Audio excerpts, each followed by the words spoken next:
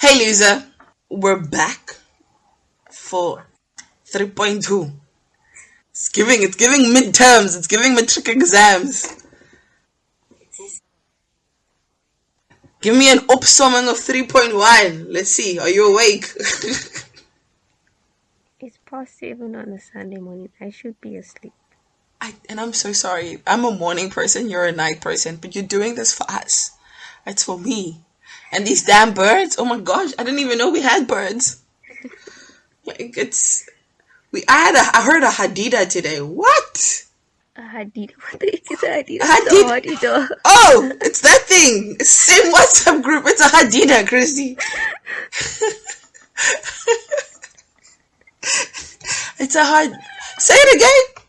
Hadida. Nah, it's a hadida. A hadida sounds very bougie. It's a hadida. Man, with all those sounds it makes. Trying to turn it into a sports brand here. Oh, Adidas. Oh, that's what. Oh my gosh. That makes sense. I am such an idiot. Okay, guys, welcome back to episode 3.2 of the Suppliers and Vendors. Make sure you listen to episode 3.1 so you have an understanding of where this conversation started and how we got to 3.2 and to this point. A reminder for all of those who are here and are here for the first time, the H word is where you can find any of our podcasts, any of the links to our podcasts. Just simply click on theword.co.za, go to the blog post, and you will blog tab. Under the blog tabs, you will find another one of the blog posts. Episode 3, episode 1, episode 1.2. Make sure you guys comment and follow and show us some love. So, 3.2, suppliers and vendors. We switched from satin to skincare and hair care. And I've literally asked Kristen in the first episode, how did that happen? I can't remember. And so, yeah, can't remember. Right. So then, in a meeting one day about our satin range, she dropped the bomb on me that, well, I think we should really. I see us one day bringing out a hair product. And I was like, this type of thing. I don't know about that, but like, okay, sure. Because I thought at that point it was like a pipe dream, maybe a year or two down the line, or 3 or 4 or 5. I didn't know that these are already had a timeline in the mind. And in the next meeting, she shared this timeline with me. Because she was like, I've researched this thing and I think we can really do it. And the timeline for this is this and this and this. And the money, I haven't sorted that out yet. And it was just like, okay, not a pipe dream. It's happening. And we tried to we had contacted a supplier for that particular range we wanted to bring out. A supplier of the raw material. And they were on board. And then we needed to contact a manufacturer because this was something that we couldn't manufacture. So the supplier would then take their product and deliver it directly to the manufacturer. But the manufacturer was hemming and hawing, and then they just kind of stopped communicating. And it was understandable because it was still during COVID. We are a small business. At that point, we only had our Gmail address, which looks suspicious, to established manufacturers and businesses and suppliers. It just does look suspicious. And I think they thought that we were just like not serious. Legit. We were messing around with their time. And they stopped responding to us. We won't mention who they are because we want to work with them in the future. But yeah. And then all of a sudden, you kind of found Zambezi Organics. Yes. I'll go into the details of that. That was, first of all, guys, before you guys think that I just ambushed Kristen, I get excited. I think this is where friendship and partnership balances really well. I am somebody in character who gets really excited on an idea and then I research it and then like I armored essentials that I go forward with it. So I literally was like, I really want to do this. I really see this for the H-word. I pop it to Kristen. Kristen was, while she was still marinating, I was like, here's my plan. Here's my idea. This is the research I've done. This is where I want to go. And really, I never have a budget for any of the ideas that we had. Because even with the starting of the H-word, I didn't have a budget. I was like, Kristen, let's start a business. We'll figure out the budget later. Like, let's start. Money should not be the first thing we think of. Let's think of how we're going to do this. So, Kristen played a really big role in helping us find suppliers. I think we played a role together, but we played a really big role because you ended up having to communicate with the supplier. Because I wasn't, near the end of it, I wasn't communicating them with enough via email. And then there's something that I think Kristen really highlighted really well that you guys should take heed to is using Gmail proved very difficult with suppliers. A lot of suppliers don't take Gmail seriously. So the switch to getting a server was very important to allow us to have like a seamless, smooth communication with suppliers. So how do we go about finding a different product? So in my ample research, I was trying to find a carrier oil to add as an ingredient to the products that we want to launch one day, which, knock on wood, it will happen one day. So whilst looking for that, I stumbled onto this Menkenti oil, and I was like, Menkenti oil is a dream. Like, on paper, there's like so much information on it, and I was trying to find a supplier of Menkenti oil in South Africa, and it proved absolutely impossible. I could not find anything. Then I saw a dodgy post on Facebook, and I was like, is my phone reading? Is Facebook reading my messages? I'm not saying anything, Facebook.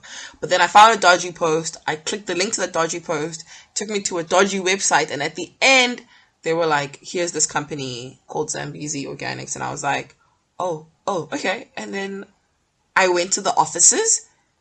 And they were like, the offices don't exist anymore. I was like, what do you mean these offices don't exist? I was so stressed. And then I spoke to the security guard. And I was like, are you for sure? They're like, I'm telling you, there's a pharmaceutical lab there. They're gone. But you know how, like, in South Africa, if you talk the right language, if you buy the right cool drink, you find yourself walking into a building you're not supposed to be walking into. So I ended up walking into the building, walking into their old offices, and then walking in there and acting like I had no idea Zambezi Organics was gone. And so I was like, hi, can I please speak to Zambezi Organics? And the lady's like, oh my gosh, that used to be the company that owned this floor. They're gone. And I was like, ah. And then they were like, no, the owner passed. Da, da, da. I was stressing. I was like, oh my gosh. And as I was leaving, an older man was walking in, who was the owner now of this pharmaceutical lab. And he was like, sorry, how can I help? I'm like, I'm looking for Zambezi Organics. I've just been told that, they're gone. Do you guys perhaps know where they went? And then they were like, no. And then the older man's like, wait, I have the daughter's number. Can I give you her number? And I was like, yes, give me her number. So I took her number. I went outside. I called her up and she was like, hey, I've shut down the business, but my lab still has all these products. We've shut down the entire supply chain. So even the village that's picking up the nuts for us to extract the oil, that's all been shut down. It's unfortunate because I would have loved for Menkenti oil to be the next big thing in South Africa, but South African markets didn't pick up on it. And I was like, wait a minute, hold up, I'm trying to pick up on it. And we had like a conversation for like, I think 10 minutes. And then she sent me an invoice because I wanted to buy some. And then I bought some. And then in my mind, I was like, I just really want to help my hair. At the end of the day, if this doesn't work out, Menkenti oil seems amazing online. My hair is going to be amazing. Yeah. And then I remember I paid and then I went to them. And when I went to them to pick up the material, we had this long conversation and she was like, I believe in the H-word. I believe in your dream.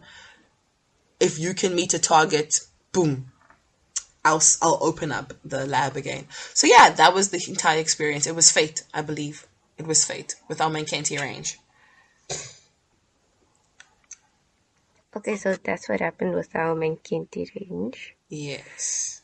But moving on from actually sourcing materials to make a product.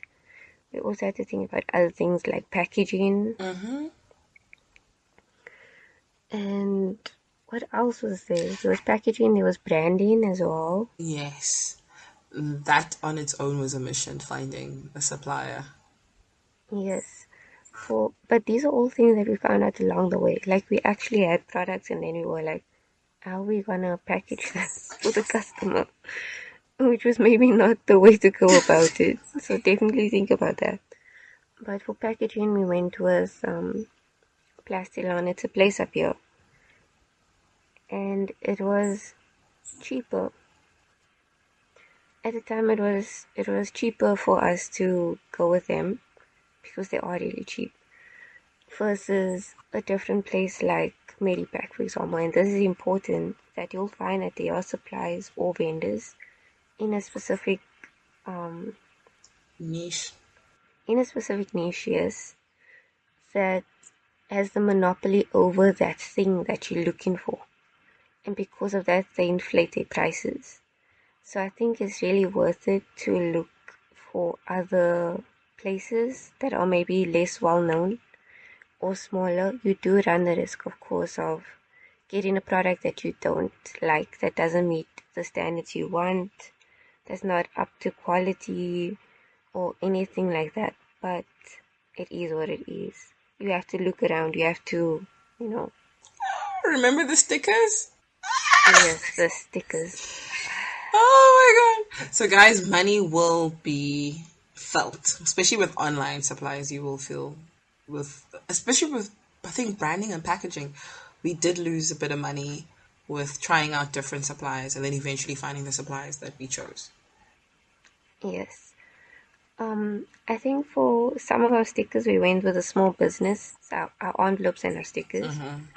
And then for our major branded stickers and labels for our satin products, we went with a more well-known business. Because it turned out cheaper for us. It did, yeah. Plus, they have the equipment to make it the way we want it to be. And I feel like as frustrating as bigger suppliers are, they are more accepting of you saying, "Oh no, I don't like how that looks. Can you change it?" Before they print off. Whereas to with smaller businesses, or the first one we dealt with, they weren't very okay with us telling them that, hey, this is wrong. And then they were like, no, but that's what you sent me. I'm like, no, Yes. but that's not what I sent you, because I sent you this. Then, because Kristen, and this is what I love about Christy's so overly detailed, is Kristen would send them colors, and then she would send them color codes. So like you had everything you needed. And she would send them fonts. She sent you everything. So there wasn't something that you were like, I couldn't pick up on it based on the image. And we just had a situation with, I think, smaller businesses where they were very combative, more than they were like, hi, I'm so sorry for this.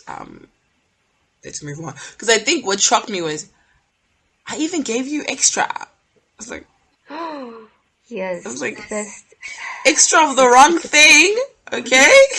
Like, thank you, but like it's extra of the wrong thing on something we paid for.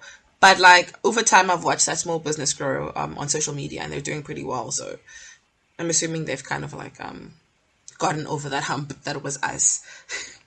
yes. I think that's also a good point that small businesses can grow and they can become better, just like your business will. In addition to that, it's a journey. Like where we started is not where we are now.